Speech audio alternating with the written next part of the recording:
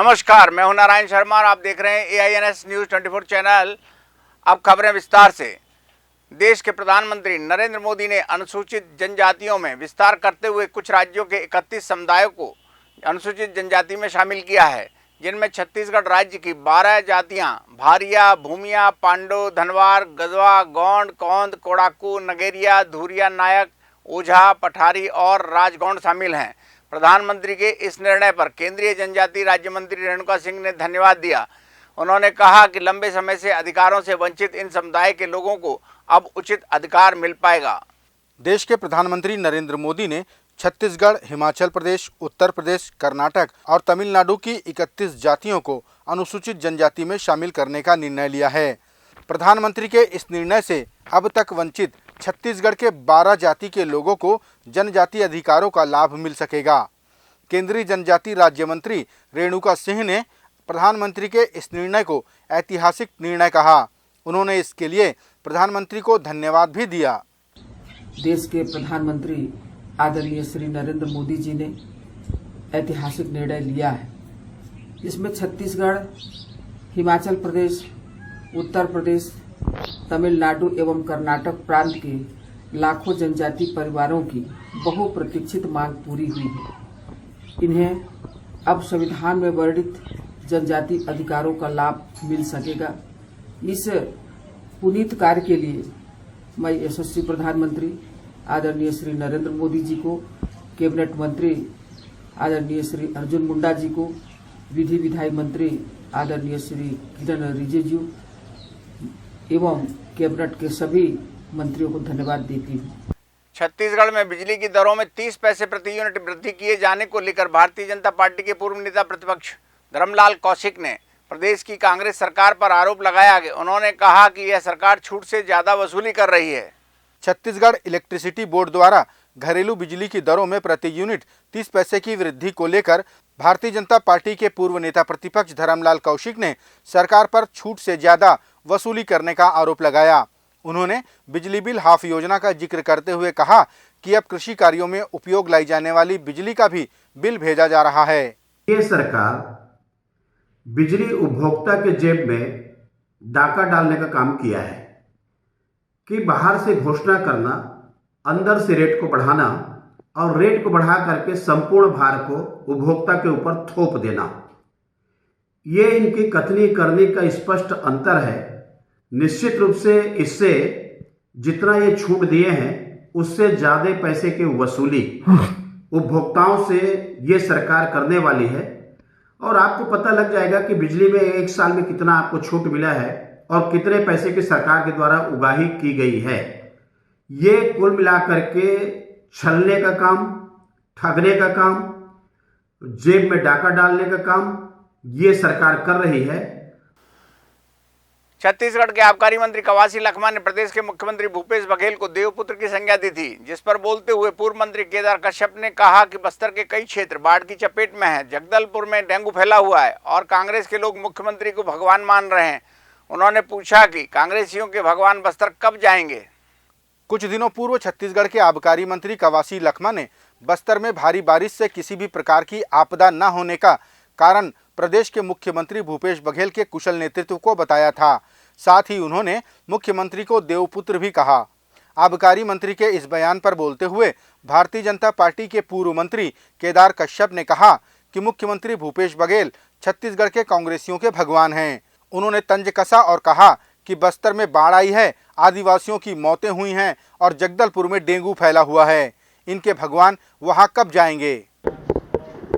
आज बस्तर में रेगड़गट्टा में जो मौतें हो रही है, या कोंटा में बाढ़ आ गया है, बीजापुर में बाढ़ आया है, जगदलपुर में डेंगू फैला हुआ है, तो वो भगवान वहाँ पर कब जाएंगे, कब वहाँ पर बाढ़ कम होगा, कब वहाँ पर बीमारियाँ ख़त्म होगी। हम इस भगवान, उन कांग्रेसियों के भगवान को, कांग्रेसी नेताओं से कहते हैं कि वो अपने भगवान को वहाँ तक भेजें और इन सारी सुविधाओं को वहाँ पर ठीक करें।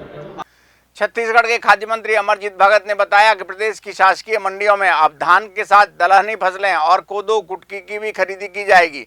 उन्होंने जानकारी दी कि इन सभी उत्पादों को निर्धारित शासकीय दरों पर खरीदा जाएगा। प्रदेश के खाद्य मंत्री अमरजीत भगत ने जानकारी देते हुए बताया कि अब प्रदेश की शासकीय मंडियों में धान के साथ दलहनी फसलें और कोदो कुटकी की भी खरीदी की जाएगी, जिन्हें निर्धारित शासकीय दरों पर खरीदा जाएगा। इसका लाभ प्रदेश के किसानों को होने की बात भी खाद्य मंत्री ने कही कि अब धान के साथ दलहन और तिलहन इसका भी खरीदी किया जाएगा। तो उस दायरे में उड़द और बाकी जो फसल है उसको भी ला रहे हैं, जैसे रागी हो गया, कोदो हो गया, कुटकी हो गया, तो मिलेट मिशन के तहत उसको भी खरीदी किया जा रहा है। तो ये इससे किसानों को काफ़ी लाभ मिलेगा और एक उसका शासकीय रेट रहेगा, उस दर में लोग खरीदेंगे और उससे नीचे कहीं पर बिकने का सवाल नहीं होगा। सरकारी एक रेट निर्धारित रहेगा, जैसे धान का रेट निर्धारित है, उससे अगर किसी को खुले बाज़ार में ज़्यादा लेना है तो ले सकता है, लेकिन एक मिनिमम सपोर्ट प्राइस लोगों के लिए निर्धारित रहेगा तो लोगों को नुकसान नहीं होगा। उत्तर प्रदेश के लखीमपुर खीरी में हुई दलित दो सगी बहनों की हत्या पर बोलते हुए छत्तीसगढ़ के मुख्यमंत्री भूपेश बघेल ने कहा कि उत्तर प्रदेश में कानून व्यवस्था ध्वस्त हो चुकी है। उत्तर प्रदेश के लखीमपुर खीरी में दो दलित युवतियों की हत्या पर बोलते हुए छत्तीसगढ़ के मुख्यमंत्री भूपेश बघेल ने कहा कि उत्तर प्रदेश में आए दिनों कानून से खिलवाड़ हो रहा है, दलितों पर अत्याचार की घटनाएं सामने आ रही हैं। उन्होंने कहा कि उत्तर प्रदेश में कानून व्यवस्था ध्वस्त हो चुकी है। लखीमपुर खीरी ऐसा स्पॉट हो गया है जहां किसानों को मंत्री के लड़के थार गाड़ी से रौंद देते हैं। दूसरा, दलित बच्ची जो नाबालिग बच्ची है उसको मार के टांग दिया जाता है और ये कानून व्यवस्था की स्थिति उत्तर प्रदेश में के हालात तो ठीक नहीं है और राष्ट्रीय उपाध्यक्ष को उसके बारे में बयान देना चाहिए। छत्तीसगढ़ राज्य महिला आयोग में जन सुनवाई के तहत महिला उत्पीड़न से संबंधित प्रकरणों की सुनवाई की गई। महिला आयोग की अध्यक्ष किरणमयी नायक ने बताया कि महिला आयोग के प्रति अब लोगों का विश्वास बढ़ गया है। उन्होंने कहा कि दोनों पक्षों में सुलह कराना हमारी पहली प्राथमिकता होती है। छत्तीसगढ़ राज्य महिला आयोग में जन सुनवाई के तहत महिला उत्पीड़न से संबंधित प्रकरणों पर जन सुनवाई की गई। इस मौके पर महिला आयोग की अध्यक्ष डॉक्टर किरणमयी नायक और सदस्य अनिता रावटे, श्रीमती अर्चना उपाध्याय ने पारिवारिक वाद विवाद और दहेज संबंधी प्रकरणों की सुनवाई की। अध्यक्ष किरणमयी नायक ने बताया कि महिला आयोग के प्रति अब लोगों का विश्वास बढ़ रहा है और दोनों पक्षों में सुलह कराना हमारी पहली कोशिश होती है। उन्होंने जानकारी दी कि आगामी 16 से 23 सितंबर तक बस्तर संभाग में जन सुनवाई का कार्यक्रम आयोजित है। ऐसा लगता है कि छत्तीसगढ़ में महिला आयोग की जो जन सुनवाई है इस पर लोगों का विश्वास बढ़ा है और इसी वजह से पक्षकार अपने मामले को कोर्ट में या थाना जाने के पहले यहीं प्राथमिकता दे रहे हैं और हम भी दोनों पक्षों को सुलह समझौते से उनके बीच का हम रास्ता निकालते हैं और जब दोनों पक्षकार सहमति से काम कर लेते हैं तो उनके बीच के आपसी विवाद पूरी तरीके से समाप्त हो जाते हैं और उनको बहुत राहत भी मिलती है। यदि कोई पक्ष साथ में रहना नहीं चाहते हैं तो वो आपसी राजीनामे से तलाक फिर न्यायालय से करा लेते हैं, या महिलाओं का कोई सामान है वो वापसी है, दहेज के सामान की वापसी, वो हम दोनों पक्षों के सुलह से उनको वापस भी करा देते हैं। छत्तीसगढ़ की राजधानी रायपुर के मेडिकल कॉलेज के छात्रावासों में जगह का अभाव होने के कारण दिक्कतें पेश आ रही हैं। इन्हीं दिक्कतों को लेकर प्रदेश के स्वास्थ्य मंत्री टी.एस. सिंहदेव ने कहा कि इसके लिए एक वैकल्पिक व्यवस्था की जा रही है। छत्तीसगढ़ की राजधानी रायपुर के मेडिकल कॉलेज में अध्ययनरत छात्र छात्राओं के छात्रावासों में पर्याप्त जगह नहीं होने को लेकर प्रदेश के स्वास्थ्य मंत्री टी.एस. सिंहदेव ने चिंता व्यक्त की है।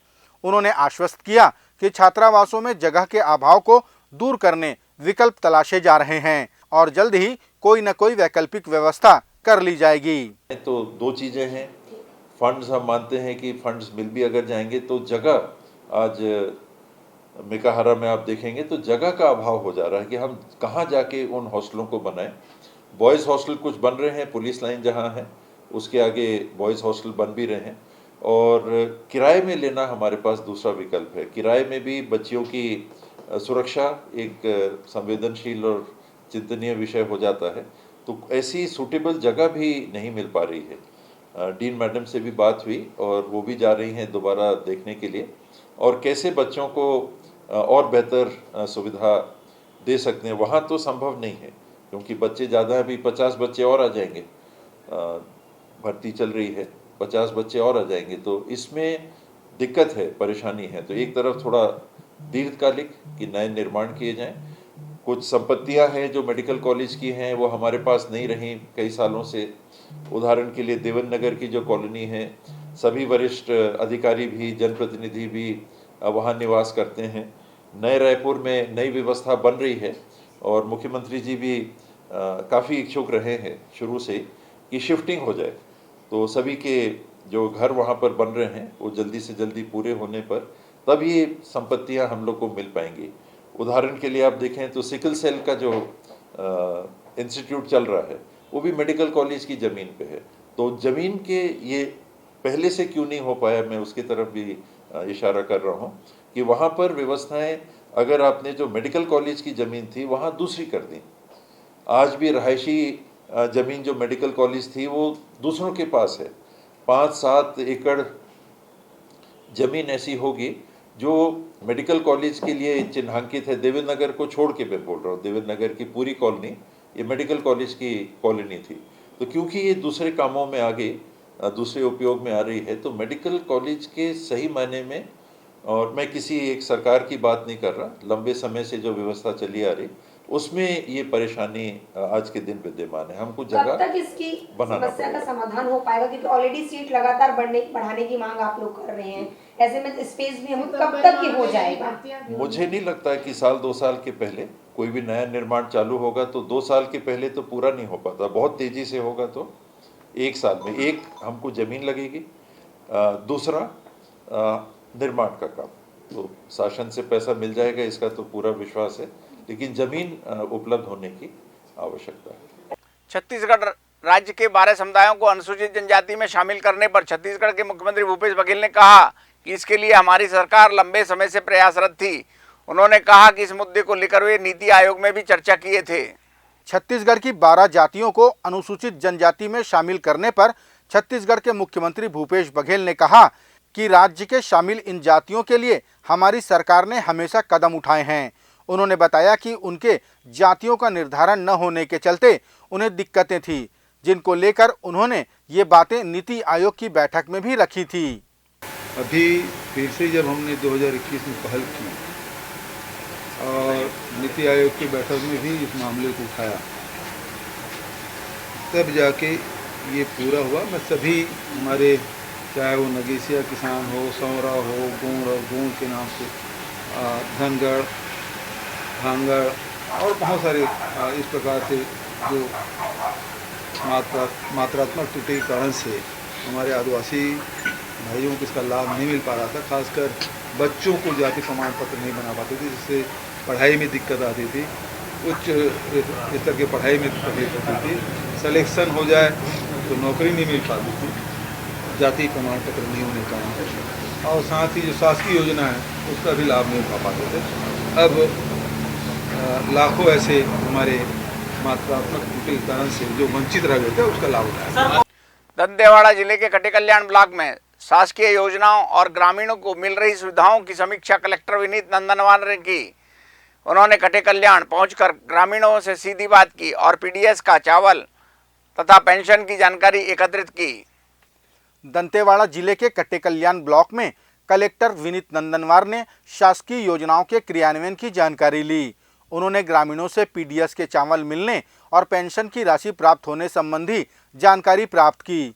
कलेक्टर ने बताया कि जिले का सबसे उन्नत ब्लॉक कटेकल्याण में विकास कार्यों को ज़्यादा से ज़्यादा सुनिश्चित किया जा रहा है। इसमें जो बेसिक सुविधाओं की व्यवस्था करने के लिए और यहाँ पर इसका विकास कैसे कर सकते हैं, क्योंकि ये ब्लॉक मुख्यालय भी है। माननीय मुख्यमंत्री जी के मंशा अनुरूप हम लोग यहाँ पर बेहतर से बेहतर यहाँ पर डेवलपमेंट के काम करेंगे। और कई सभी यहाँ पर हमारे जनप्रतिनिधि हैं, नागरिक हैं, सबसे चर्चा हुई है और कई विषय सामने आए हैं। इन विषयों का, चाहे वो आपका हॉस्पिटल की बात हो, चाहे आपके कॉलेज की बात हो या आपके प्लेग्राउंड की बात हो, इन सभी विषयों पर हम लोग आगे इसमें काम करेंगे। जैसे कि हम लोगों ने यहाँ पर अभी नए कॉलेज बनाया जाना हमारा प्रस्तावित है। CSC की नई स्वीकृति हो चुकी है और जो ग्राउंड बना हुआ है उसको भी बेटर करेंगे। एक इंटीग्रेटेड जो है स्पोर्ट कॉम्प्लेक्स की तरह कटे कल्याण का जो है ग्राउंड को उसको डेवलप करेंगे। तो कई सारे मुद्दे आए हैं, सभी पे हम लोगों ने यहाँ पर एक पूरा जो है शहर का भ्रमण भी किया है और इसके साथ साथ लोगों की समस्याओं को भी जाना है। इसमें सकारात्मक रूप से आगे की हम लोग जो है बढ़ेंगे और इसका जो है कटे कल्याण का ज़्यादा से ज़्यादा जो है विकास करेंगे। छत्तीसगढ़ सर्व आदिवासी समाज के प्रतिनिधिमंडल ने प्रदेश की राज्यपाल अनुसुईया उइके से मुलाकात की। मुलाकात के दौरान सर्व आदिवासी समाज के सदस्यों ने प्रधानमंत्री नरेंद्र मोदी के नाम एक धन्यवाद पत्र भी राज्यपाल को सौंपा। छत्तीसगढ़ की 12 जातियों को अनुसूचित जनजाति में शामिल किए जाने को लेकर सर्व आदिवासी समाज में हर्ष है। गुरुवार को सर्व आदिवासी समाज ने छत्तीसगढ़ की राज्यपाल अनुसुईया उइके से मुलाकात कर अपनी खुशियों को साझा किया। समाज के लोगों ने राज्यपाल को एक पत्र देश के प्रधानमंत्री के नाम सौंपा है, जिसमें उन्होंने सर्व आदिवासी समाज की तरफ से धन्यवाद प्रेषित किया है। ये थे आज के प्रमुख समाचार। आप देख रहे थे AINS न्यूज 24 यूट्यूब चैनल। कल फिर मिलेंगे ताजा तरीन समाचारों के साथ। तब तक रोजाना की ताजा खबरों के लिए आप हमारे लोकप्रिय यूट्यूब चैनल AINS न्यूज 24 को सब्सक्राइब, लाइक और शेयर करना ना भूलें। नमस्कार।